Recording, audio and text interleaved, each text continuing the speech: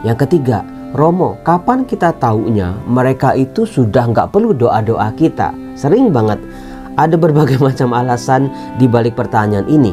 Mungkin ada yang udah bosen atau takut lupa, atau jangan-jangan Romo mereka udah masuk surga tapi kita doain terus, apa nggak sia-sia Romo? Betul kan? Jadi jangan sebatas cuma didoain doang, tapi dibalik doa-doa kita kepada para arwah ini sebagai ungkapan kasih kita masih Salam damai sejahtera saudara-saudaraku yang terkasih, pencinta firman Tuhan. Berjumpa kembali dengan Bible Learning with Father Joseph. Saudara-saudaraku, bagaimana kabar Anda hari ini?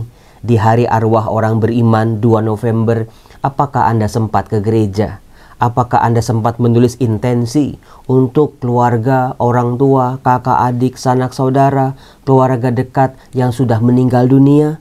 Apakah Anda secara hening mendoakan, menyebut nama-nama mereka, mengharapkan yang terbaik, ampunan dari Bapa, sebuah penyucian, supaya mereka bisa kembali kepada Sang Penciptanya? Saudara-saudara, jangan lewati kesempatan istimewa ini. Berdoa harian memang penting sekali, bahkan perlu, tetapi ketika gereja secara bersama-sama di seluruh dunia mendoakan arwah orang beriman, itulah kekuatan gereja. Saudara-saudaraku, izinkan saya dalam video ini untuk menjelaskan beberapa pertanyaan yang seringkali dilayangkan kepada saya. Yang pertama, Romo, kenapa sih kita orang Katolik harus mendoakan arwah? Apakah itu bukan sesuatu yang nyeleneh-nyeleneh atau klenik-klenik Romo? Berhubungan dengan dunia arwah, itu kan nanti bisa jatuh ke perdukunan misalnya. Yang kedua, Romo, sampai berapa lama kita mendoakan mereka? Misalnya kakek-kakeknya saya Romo, yang sudah saya nggak pernah kenal, saya nggak pernah tahu, selama ini namanya pun seringkali disebut-sebut, dan mereka juga belum dibaptis. Apakah kita juga perlu mendoakannya? Betul kan? Pertanyaan itu sering kali dilayangkan kepada saya. Sampai berapa lama Romo?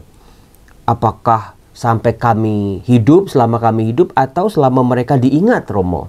Karena banyak juga arwah-arwah orang beriman yang butuh doa tapi dilupakan oleh keluarga mereka. Yang ketiga, Romo, kapan kita taunya mereka itu sudah nggak perlu doa-doa kita? Sering banget ada berbagai macam alasan di balik pertanyaan ini. Mungkin ada yang udah bosen atau takut lupa, atau jangan-jangan Romo mereka udah masuk surga tapi kita doain terus, apa nggak sia-sia Romo? Betul kan? Yang keempat, Romo, apa sih landasan teologis? Gagasannya apa? Kenapa gereja menetapkan 2 November sebagai peringatan arwah semua orang beriman? Landasannya di mana? Hubungannya apa? Mereka jangan-jangan gak butuh doa-doa kita Romo. Kita aja yang berdoa sampai terus-terusan gitu. Saudara-saudara, nanti di akhir video izinkan saya mengajak Anda semua kita doakan yuk secara pribadi. Meskipun tadi sudah di gereja, sudah diintensikan, kita doakan, kita sebut nama mereka, kita kenang kebaikan-kebaikan mereka. Kalau Anda ingat, kita doakan supaya Allah yang Maha Kuasa mengangkat mereka dari dunia orang mati, dari api penyucian, masuk bersatu dengan Bapa di surga. Bukan sebuah kebetulan 2 November tahun ini bertepatan dengan hari Sabtu pertama yang menjadi Sabtu Imam. Sebuah Sabtu yang didedikasikan untuk para imam. Maka kalau saya melihat diri saya, tugas-tugas saya, memang saya itu merayakan Ekaristi, seminar, mengajar kitab suci. Tapi saya sadar tugas saya yang utama bukan hanya itu. Saya sadar sebagai seorang imam, saya dipanggil untuk menjadi seorang pendoa. Siapa-siapa saja yang selalu saya doakan. Yang pertama keluarga saya, supaya mereka sehat, banyak rezekinya, supaya mereka pada akur, nggak ribut gitu ya. Pokoknya semua tuh saya doain, dari mama, papa yang sudah meninggal, cici, koko, adik-adik, ponakan-ponakan semuanya. Yang kedua, ya umat yang saya layani, yang saya kenal maupun yang tidak saya kenal. Yang ketiga, orang-orang sakit kanker, sakit tumor, sakit macam-macam, stroke. Mereka yang sudah betul-betul putus asa dengan sakit penyakit mereka, itu yang saya doakan. Yang ketiga, orang-orang yang sedang dalam kesulitan, pekerjaan, nafkah, itu saya doain satu-satu itu. Nah, yang terakhir, saya selalu mendoakan mereka yang sudah meninggal dunia, bayi-bayi yang diaborsi. Itu yang sangat butuh didoakan karena mereka merasa dibuang, mereka merasa nggak disayang, mereka merasa tidak dikasihi. Padahal Tuhan mengirim mereka ke tengah-tengah dunia, ke tengah sebuah keluarga, tapi apa daya, orang tuanya tidak menghendaki. Lalu juga arwah-arwah yang dilupakan oleh keluarga mereka atau orang-orang yang sudah meninggal dunia yang saya kenal maupun yang tidak saya kenal.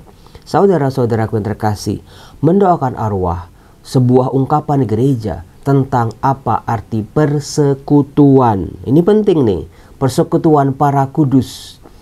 Karena gereja bukan sekedar kumpulan orang-orang beriman yang percaya pada Kristus yang masih hidup di dunia ini saja, tetapi juga termasuk mereka-mereka persekutuan orang-orang yang sudah meninggal, yang percaya pada Kristus. Saudara-saudara, apakah Anda menyadari bahwa kita manusia bukanlah makhluk satu-satunya yang tinggal di atas bumi ini? Tuhan menciptakan aneka macam makhluk-makhluk yang lain. Ada keberadaan-keberadaan lain di samping kita.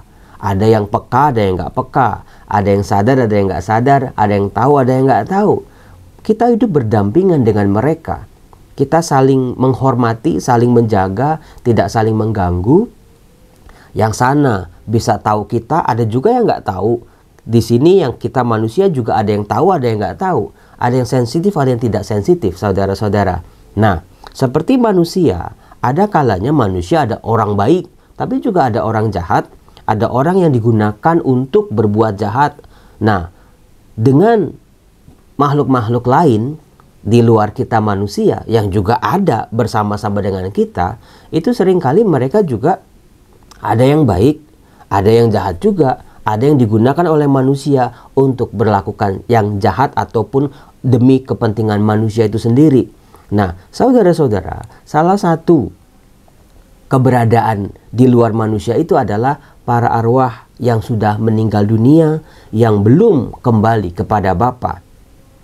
Dari kesaksian-kesaksian orang yang pernah mati suri, orang yang pernah meninggal lalu hidup lagi, mereka mengatakan setelah jiwa mereka terlepas dari badan, mereka itu melihat betul-betul badan mereka. Mereka juga melihat keluarga mereka. Ada yang nangis, ada yang diem, ada yang shock, ada yang terkejut, ada yang bereaksi macam-macam. Itu mereka masih bisa melihat. Kemudian nanti pelan-pelan mereka akan meninggalkan dunia ini. Mereka akan bertemu dengan cahaya. Di balik kegelapan ada setitik cahaya yang makin lama makin terang. Ini menurut kesaksian orang-orang yang pernah mati suri. Nah, orang beriman, orang yang percaya pada kuasa Tuhan, cahaya itu makin lama makin besar, makin mendekat, menarik mereka masuk ke dalam cahaya itu.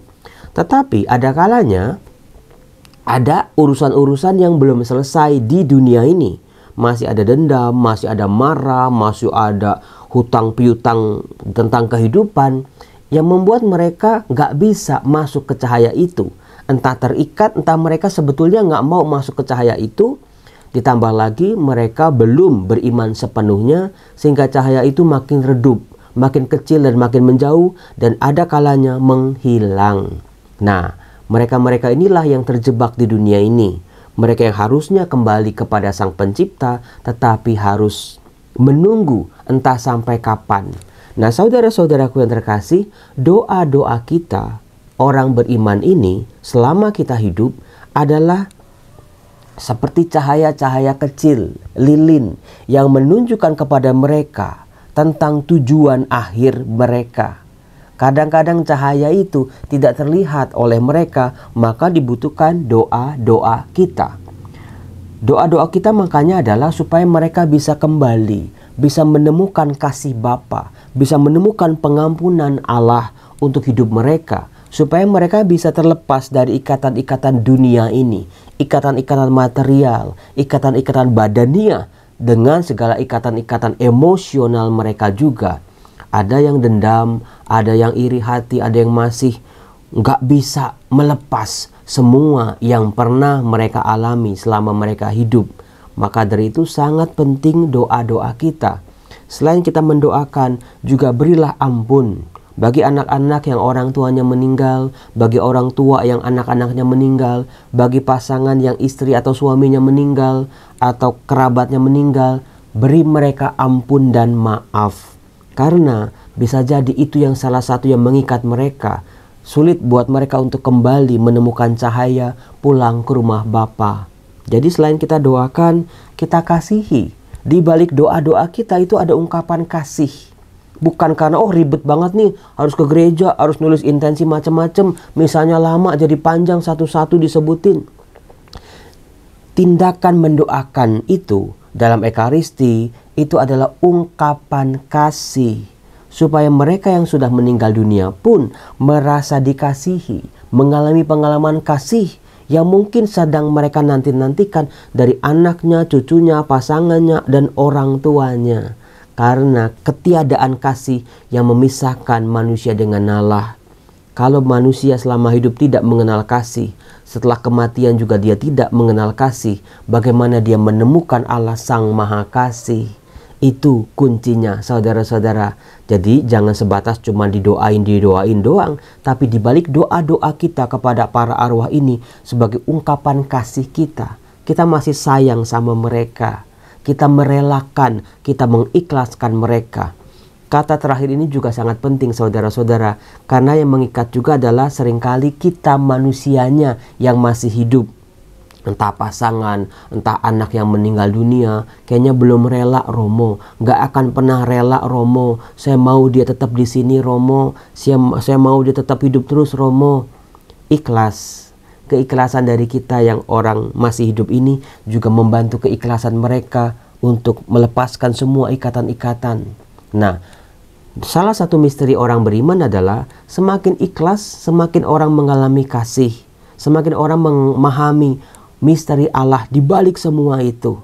Ada mungkin beberapa dari kita yang belum bisa melupakan, belum bisa merelakan, belum bisa mengikhlaskan Romo. Dia anak kesayangan saya Romo. Dia itu Romo segalanya buat saya Romo. Gara-gara ditinggal suami Romo saya hancur-hancuran Romo. Ujungnya harus ikhlas sih sebetulnya. Memang ikhlas itu nggak bisa cepet ya. Ya butuh proses juga, Tuhan tahu. Yang meninggal juga butuh proses juga. Nah itu dia saudara-saudara. Dengan mendoakan mereka yang sudah meninggal dunia, bukannya tambah ingat lagi Romo, tambah sedih lagi. Tapi waktu pada akhirnya akan menyembuhkan kita.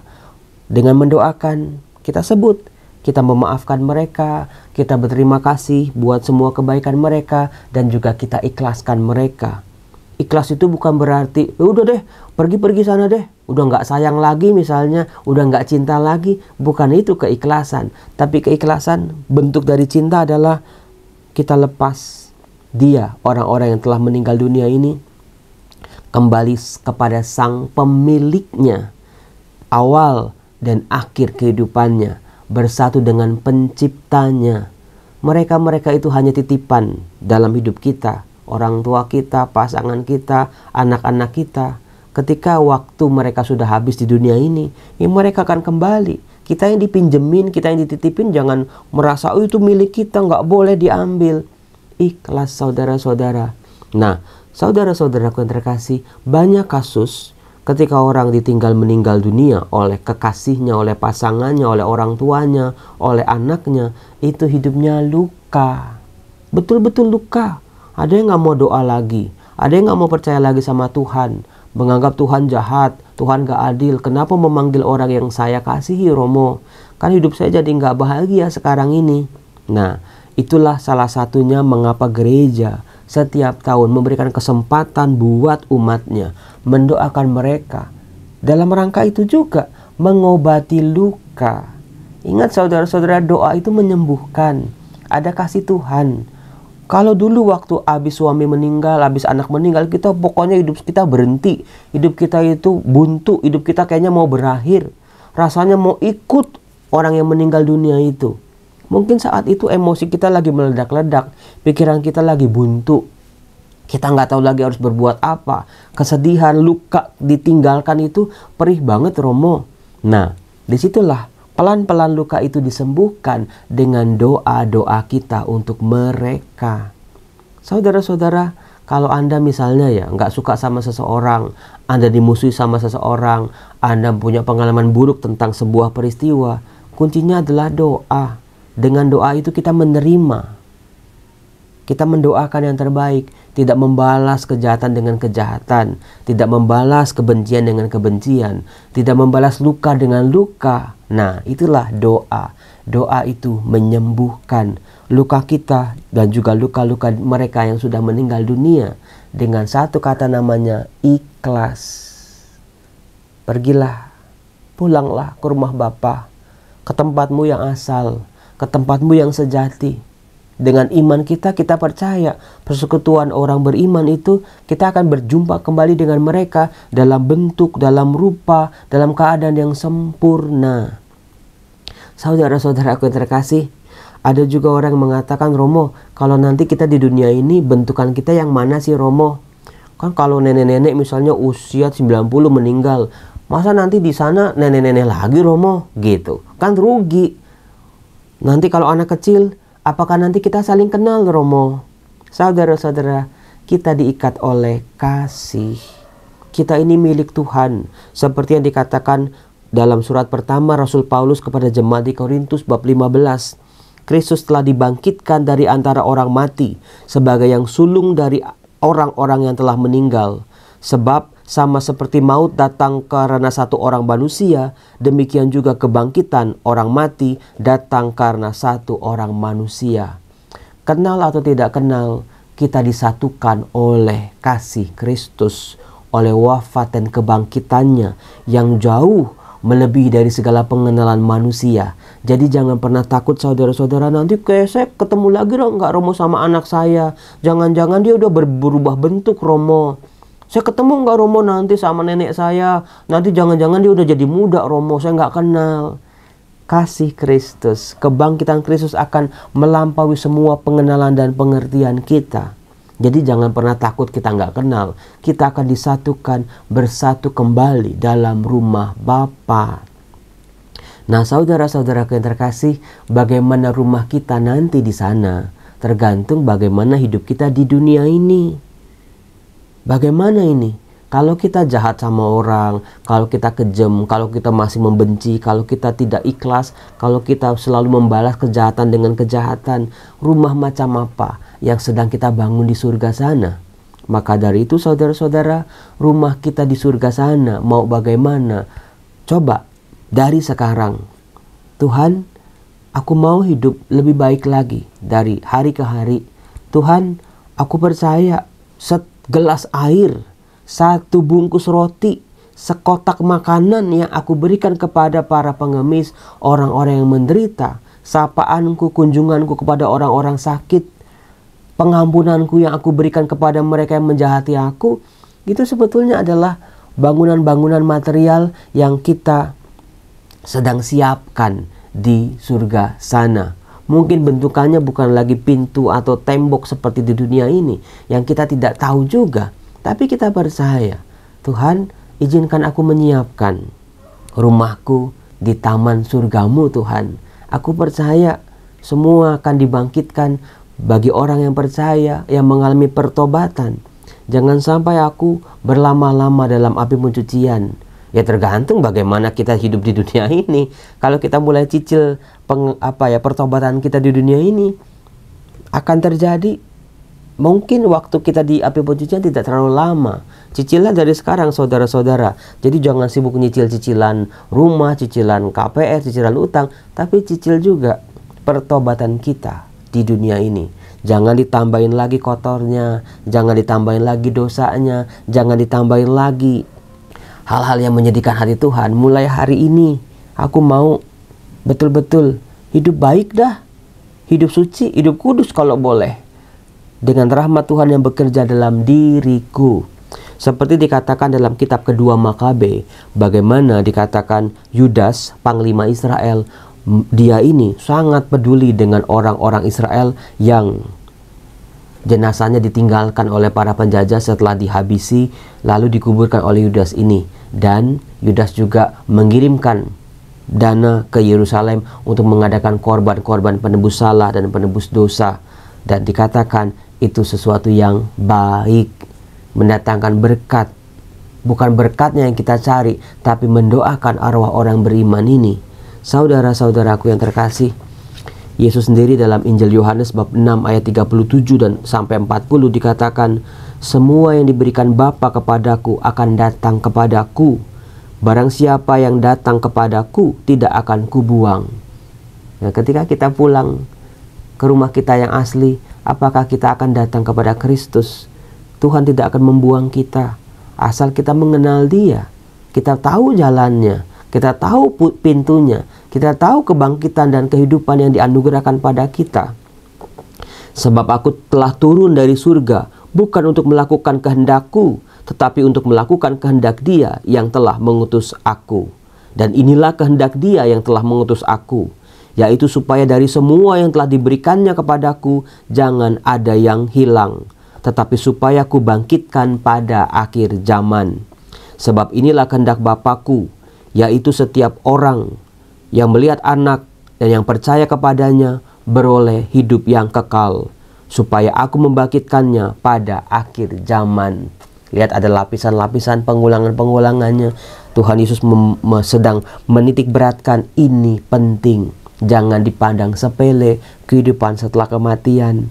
Kita datang pada Kristus bukan saja setelah kita mati, tapi saat kita hidup pun kita sudah datang pada Kristus, mengalami anugerah demi anugerahnya, ikut jalannya, sampai nanti ketika saat kita tiba, kita tahu kemana kita akan kembali, kepada siapa kita akan berpulang. Saudara-saudara, mari kita hening sejenak. Silakan kita doakan, kita sebut nama-nama orang tua kita yang sudah meninggal dunia, kakak, adik yang sudah meninggal, pasangan hidup, anak-anak yang sudah mendahului kita, oma, opa. Kita sebut nama mereka dengan iman, dengan sebuah keikhlasan. Tempat yang terbaik di surga. Ya Bapa, ampuni dosa-dosa mereka. Biarlah mereka Kau sucikan, Kau ampuni, boleh masuk dalam rumah-Mu yang abadi. Bapa yang baik, Yesus Putra-Mu, jalan, kebenaran, dan hidup. Yesus Putra-Mu adalah kebangkitan. Biarlah dengan doa-doa kami ini menuntun mereka untuk menemukan cahaya dan jalan pulang. Untuk nenek moyang kami yang belum mengenal Kristus, izinkan ya Bapa, kasih-Mu melampaui segala yang kami pikirkan. Biarlah mereka juga boleh masuk dalam rumah-Mu yang abadi. Tuhan, berilah kebangkitan bagi mereka yang telah meninggal dunia, bagi mereka yang dilupakan, bagi mereka yang masih mencari jalan pulang. Tuhan Yesus, Engkaulah kebangkitan. Biarlah cahaya-Mu bersinar kembali bagi mereka, menuntun mereka kembali ke rumah Bapa. Dalam nama Bapa dan Putra dan Roh Kudus. Amin. Salam damai sejahtera. Terima kasih bahwa hari ini Anda sudah mendoakan saudara-saudara kita yang sudah meninggal dunia. Bye-bye. Tuhan berkati.